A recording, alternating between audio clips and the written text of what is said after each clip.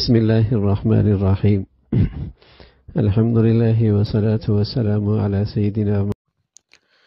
अस्सलाम वालेकुम to all बच्चे। इस लेक्चर में हमने लीनियर इक्वेशन की दूसरी टाइप डिस्कस करनी है, होमोजीनियस लीनियर इक्वेशन। पहले लेक्चर में हमने की है नॉन होमोजीनियस लीनियर इक्वेशन। अब हम डिस्कस करेंगे होमोजीनियस लीनियर इक्वेशंस। पहली बात तो ये सिंपल कॉन्सेप्ट ये है कि होमोजीनियस लीनियर इक्वेशन कौन सी इक्वेशन होती हैं जिनके राइट साइड पे जो कांस्टेंट होते हैं वो सारे कांस्टेंट इक्वल टू ज़ीरो हों। तो ये हमारे पास एग्जांपल है होमोजीनियस लीनियर इक्वेशन की। जैसे आपने थोड़ी देर पहले ये एग्जांपल देखी थी नॉन होमोजीनियस लीनियर इक्वेशन की। तो अगर आप इस एग्जांपल में अगर ये सारे के सारे एलिमेंट ज़ीरो हो जाएं, ये सारे के सारे एलिमेंट ज़ीरो हो जाएं, तो यही नॉन होमोजीनियस से कन्वर्ट हो जाएगी किस में, होमो में।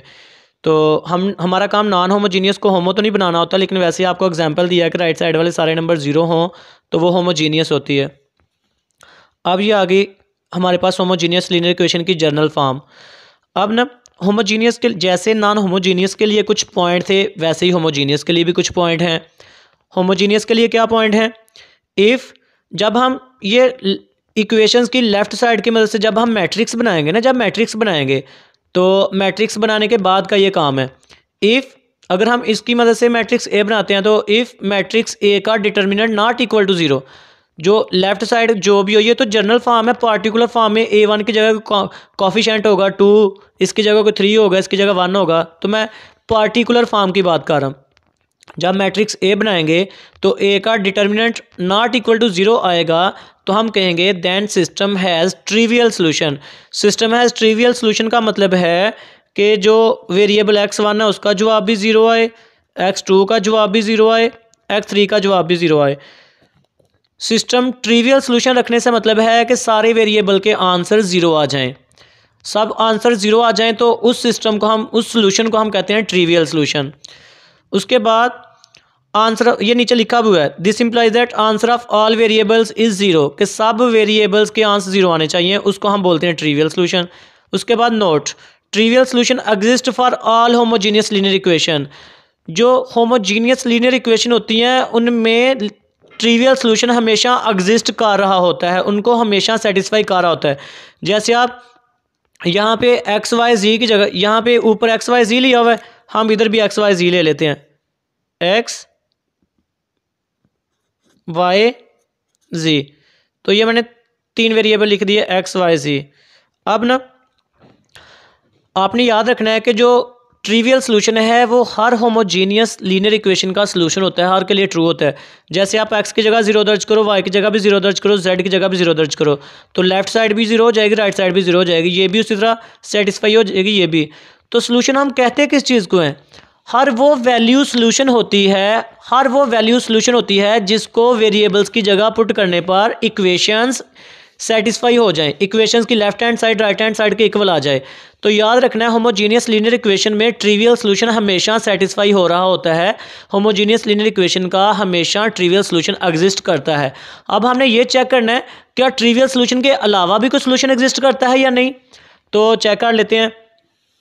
Second point, if determinant of A, जो इधर से हमने डिटर्मिनेंट बनाया, जो मैट्रिक्स बनाया हो उसका डिटर्मिनेंट लें तो उस डिटर्मिनेंट का आंसर ज़ीरो आ जाए तो उसको हम डिटर्मिनेंट का आंसर ज़ीरो आने को सिंगुलर बोलते हैं और नॉट इक्वल टू ज़ीरो आने को नॉन सिंगुलर बोलते हैं। तो ये एमसीक्यूज़ में है ये चीज़। आपसे मैं एमसीक्यूज़ डिफरेंट टाइप में पूछा जा सकता है।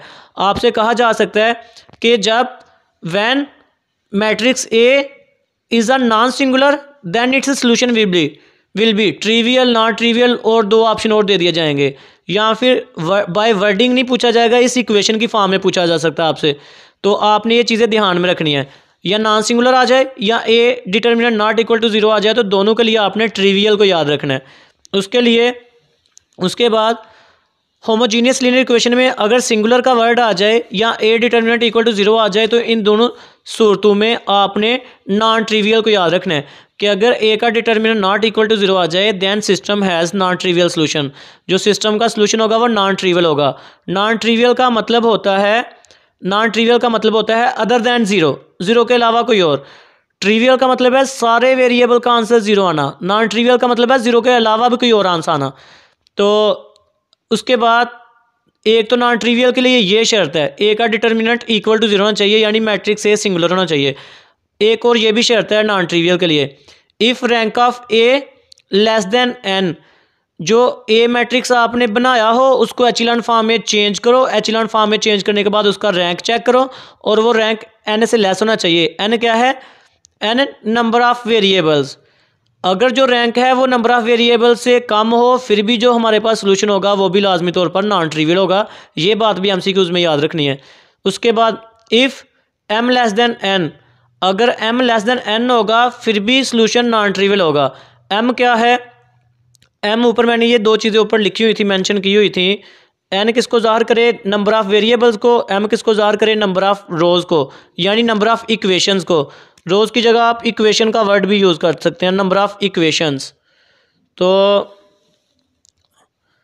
अगर नंबर ऑफ़ इक्वेशंस भी नंबर ऑफ़ वेरिएबल से कम हो फिर भी सोल्यूशन नॉन ट्रिवियल होता है। सोल्यूशन एग्जिस्ट इफ, ये तो आपको पहले पता है कि रैंक ऑफ ए और रैंक ऑफ ए भी इक्वल हो तो सोल्यूशन एग्जिस्ट करता है। उसके बाद नोट क्या है? In homogeneous linear equations this condition always satisfy. तो होमोजेनियस लीनियर इक्वेशन में ये कंडीशन हमेशा सेटिस्फाई करती होती है, क्योंकि अगर हम ऑगमेंटेड मैट्रिक्स बनाएं भी तो ये जो बी मैट्रिक्स है वो तो सारे के सारे एलिमेंट ज़ीरो हैं, वो तो कोई भी अफेक्ट नहीं करेंगे। जो भी चेंजिंग्स आएंगी वो इसी की वजह से आएंगी। तो इसका मतलब है कि आपने होमोजेनियस लीनियर इक्वेशन में ये बातें याद रखनी है कि अगर एक मैट्रिक्स नॉन सिंगुलर हो तो सोल्यूशन किस टाइप का होगा, अगर मैट्रिक्स सिंगुलर हो तो सोल्यूशन किस टाइप का होगा, अगर rank of homogeneous linear equation में rank of A number of variables less आ जाए तो सोल्यूशन किस टाइप का होगा, अगर number of equation number of variable से कम आ जाए तो सोल्यूशन किस टाइप का होगा। ये सारी बातें आपने याद रखनी है। उम्मीद है आपको होमोजेनियस लीनियर इक्वेशन की भी समझ आ गई होगी। अगर कोई बात पूछनी हो तो वो कमेंट में आप पूछ सकते हैं, समझ आ गई हो तो फिर भी कमेंट में बता देना है। अल्लाह हाफिज़।